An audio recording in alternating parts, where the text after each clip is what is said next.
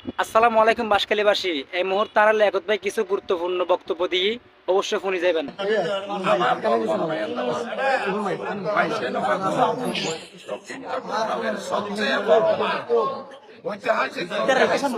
লক্ষাধিক জনগণ উপস্থিত হয় আমাকে আদেশ করে দেন নির্বাচন করার জন্য। তাই আমি দলের চেয়েও আমার বাঁশখালীর আপামর জনসাধারণকে বেশি প্রায়োরিটি দিই। তাই বাঁশখালীর জনসাধারণের আদেশ মানতে গিয়ে আমি নির্বাচন করি। দ্বিতীয় কথা হচ্ছে, স্বামী যদি বারবার পরকীয়া আসক্ত হয়, স্ত্রী সংসার টিকানোর জন্য অনেক ত্যাগ স্বীকার করার পরেও দেখা যাচ্ছে স্বামী পরকীয়া আছে, তখন স্ত্রীর সংসার ত্যাগ করা তার উপায় থাকে না।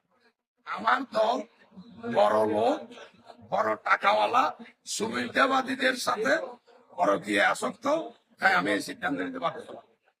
আপনি তো এই যে গতকাল গতকাল চেয়ারম্যানের পদ ইস্তফা দিলেন এবং নতুনভাবে এই ব্যাপারে জনগণকে আপনার পক্ষে রায় বলে মনে করেন আপনি?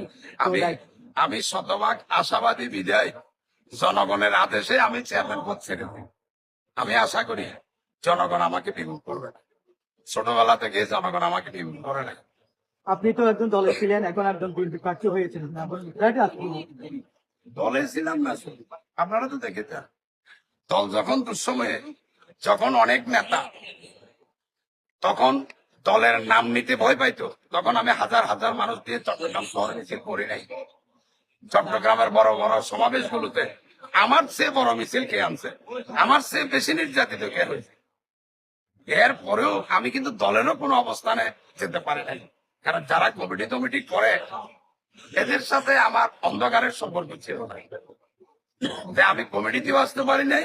নমিনেশনের বেলায় আমাদের দলের সম্মানিত ভারপ্রাপ্ত চেয়ারম্যান মহোদয় বলেছিলেন political career, academic qualification, Sheikh Hasina বিরোধী আন্দোলনে অ্যাক্টিভিটি এবং শেখ হাসিনা সরকারের জুলুম নির্যাতনের খড়গ মাথায় নেওয়া, ব্যক্তিগত জনপ্রিয়তা, সবকিছু যাচাই বাছাই করে মনোনয়ন দেওয়া হবে। কিন্তু মনোনয়নের তালিকা দেখে মনে হলো দল পরকীয়ায় আসক্ত। নির্বাচন সুস্থ কতটুকু সুস্থ আশা করেন আপনি? আশা করি নির্বাচন শতভাগ সুস্থ হবে। আপনাকে মনোনয়ন দেয়নি কি কারণে? এটা দলকে জিজ্ঞেস করে। এই যে বললেন বড় লোকের সাথে, বড় টাকাওয়ালার সাথে পরকীয়ায় আসক্ত থাকার একটা বিষয় আছে।